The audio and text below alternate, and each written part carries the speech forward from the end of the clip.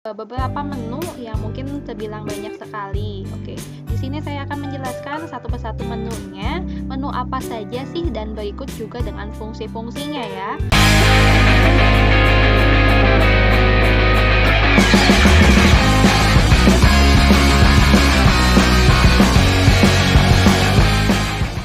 Halo teman-teman semuanya, aku ucapkan selamat datang kepada teman-teman semuanya, dan aku ucapkan terima kasih banyak kepada teman-teman untuk bisa menyaksikan video aku pada hari ini.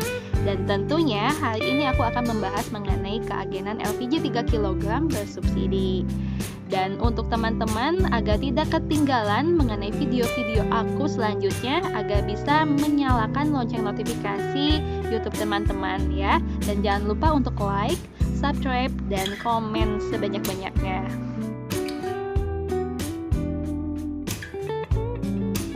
Oke, karena di hadapan teman-teman semuanya ada salah satu website yang mungkin tidak asing lagi di dunia keagenan, yaitu website Simelon.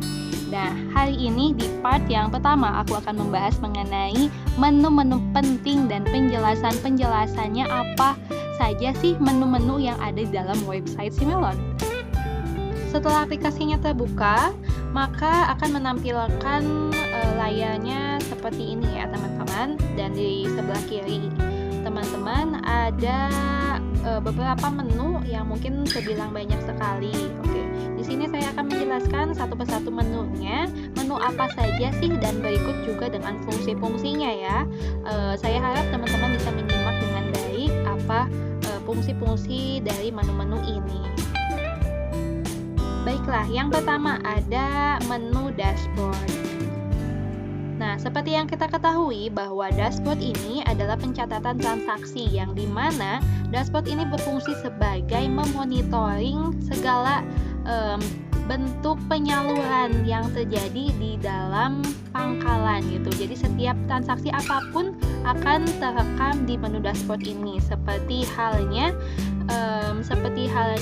pangkalan melakukan transaksi di MAP, atau biasa kita ketahui MAP adalah mesin apps Pertamina yang fungsinya mencatat segala transaksi yang dilakukan antara pangkalan dengan konsumen. Jadi setiap konsumen yang datang langsung dicatat di aplikasi MAP.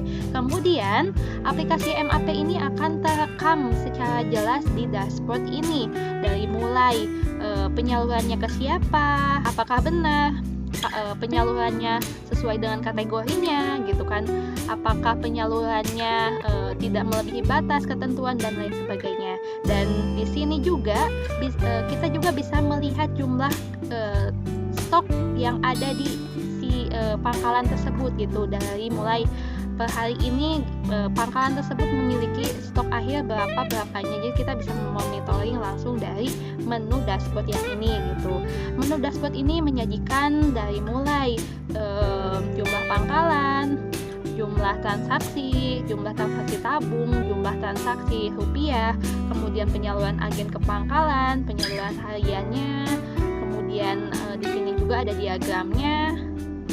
Jadi kita bisa melihat memonitoring langsung. Kemudian ada perencanaan tabung versus penyalurannya. Kemudian ada pencatatan transaksi melalui MAP, udah berapa persennya akan terlihat, dan bahkan NIK konsumen juga bakalan terlihat di menu dashboard yang ini. Dan untuk lebih jelasnya saya akan menjelaskan di video selanjutnya. Oke, selanjutnya kita beranjak ke menu yang kedua, ada yang namanya perencanaan. Perencanaan ini fungsinya sebagai kita menginput jadwal yang telah kita jadwalkan kepada setiap pangkalan. Jadi misalnya pada hari ini kita mendapatkan SA jadwal dari Pertamina gitu, schedule agreement-nya. Nah, kita berkewajiban sebagai agen menginput jadwal kepada setiap pangkalannya dan menginput jadwalnya tersebut di menu perencanaan ini gitu. Jadi fungsinya itu untuk menginput jadwal gitu. Ini form fungsinya untuk penginputannya, lalu rekapitulasinya untuk kita melihat rekapan yang sudah kita input tadi di menu form yang ini. Kemudian selanjutnya di menu yang ketiga ada menu penyaluran. Sebenarnya sih bisa dibilang menu penyaluran yang ini tidak jauh berbeda dengan menu perencanaan karena terdapat form dan rekapitulasi gitu. Nah, bedanya yang membedakan menu penyaluran ini fungsinya itu sebagai kita memonitoring pangkalan mengenai pembayaran pangkalan gitu. Jadi setiap pangkalan yang sudah melakukan transaksi maka akan terlihat di menu penyaluran yang ini gitu. Sebaliknya, pangkalan yang belum melaksanakan transaksi pembayaran kepada agen tidak akan terlihat nominalnya di sini gitu. Jadwalnya tidak akan terlihat di sini seperti ini nih, tanggal 6, 7, 8 ini tidak terlihat jadwal sama sekali. Berarti artinya pangkalan-pangkalan yang mempunyai yang mempunyai jadwal tanggal 6, tanggal 7, tanggal 8 itu belum ada yang bayar sama sekali. Jadi ini intinya penyaluran ini fungsinya untuk memonitoring pembayaran gitu. Dan selanjutnya menu yang keempat ada menu penerimaan. Nah, menu penerimaan ini berfungsi sebagai untuk memonitoring kita, menghitunglah jumlah DO yang sudah kita terima dari pihak SPBE gitu. Ini sudah terlihat ya. Kebetulan kan sekarang sudah tanggal 3 bulan Oktober tahun 2025 dan tentunya udah 3 hari berjalan ya. Dan ini sudah terlihat jumlah DO yang sudah kita terima selama 3 hari berjalan gitu. Dan ini fungsinya untuk kita bisa memonitoring jumlah DO yang sudah kita terima dari pihak SPBE. Selanjutnya, di menu selanjutnya ada menu verifikasi bulanan.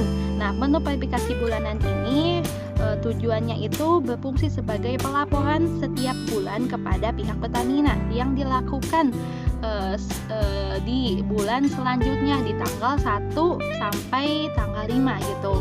Intinya kita akan melaporkan periode bulan September, maka kita wajib melaporkan di periode di tanggal 1 sampai tanggal 5 di bulan Oktober gitu. Ini contohnya, dan kemudian ini ada riwayatnya, kemudian ada input segmennya dan riwayatnya. Dan kalau input segmen ini lebih ke per bulan, tapi ini tidak dimunculkan gitu.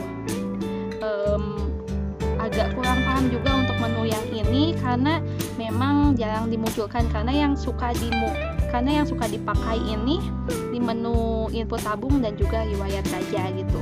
Selanjutnya di menu yang kelima ya. Di menu yang keenam ada verifikasi triwulan. Nah, verifikasi triwulan ini berfungsi sebagai pelaporan setiap 3 bulan sekali kepada pihak Pertamina gitu. Namun saya tidak bisa menampilkan riwayat maupun input tabungnya karena belum memasuki laporan triwulannya gitu.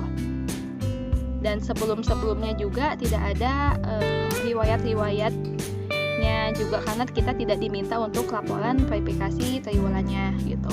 Selanjutnya ada verifikasi Desember. Nah, ini adalah verifikasi Desember ini kita diminta laporan per tanggal 1 sampai tanggal 15 Desember saja. Jadi hanya setiap setahun sekali lah gitu. Hampir sama dengan penginputannya dengan kedua verifikasi di atas ini gitu.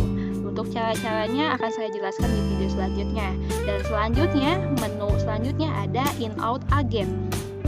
In or out agen. Nah, menu in out agen ini berfungsi sebagai kita memonitoring rekapitulasi dari perencanaan dan penyaluran yang ini gitu. Nah, jumlah penerimaan yang dari SPBE dengan jumlah penyaluran yang kepada pangkalan itu sesuai atau tidak gitu. Misalnya penerimaan hari ini totalnya 1.680 ada di sini kan, ada di menu penerimaan yang keempat ini. Nah, ini 1.680. Apakah sesuai dengan penyaluran 1.680 yang ada di menu penyaluran ini? Atau bisa dibilang pangkalan udah bayar atau enggaknya bakalan terinput otomatis di sini gitu. Maka hasilnya akan stoknya 0 gitu. Dan ini akan setiap kali akan berubah setiap ada pangkalan yang melakukan pembayaran gitu. Jadi ini akan senantiasa berubah ya gitu. Selanjutnya di menu selanjutnya ada input harian. Nah, input harian ini berfungsi sebagai input harian agen ya gitu, catatan lah gitu. Nah, contohnya seperti ini. Jadi melaporkan harga-harga per setiap kecamatan. Kemudian kalau stok per pangkalan ini seperti catatan kita, stok per setiap pangkalan hari ini misalnya pagi berapa, terus yang diterima hari ini berapa gitu. Kalau misalnya ada jadwal penjualan 1, stok sorenya ada berapa, penjualan 2-nya, total stok akhirnya berapa gitu. Jadi senantiasa selalu dimonitoring gitu. Selanjutnya ada di menu selanjutnya master ya. Nah, menu selanjutnya master ini berfungsi sebagai master data profil pangkalan. Jadi seluruh data-data mengenai profil pangkalan ini ada di menu master ini, dari mulai latitude, longitude, nama pemilik pangkalan, KTP pemilik pangkalan, nomor handphone dan lain sebagainya, semuanya ada di menu master ini. Namun per tahun 2025 menu master ini dimigrasikan ke website yang baru gitu, yaitu namanya DDMS dan Monika. Nanti saya akan jelaskan di video selanjutnya juga. Dan selanjutnya ada pendaftaran pangkalan.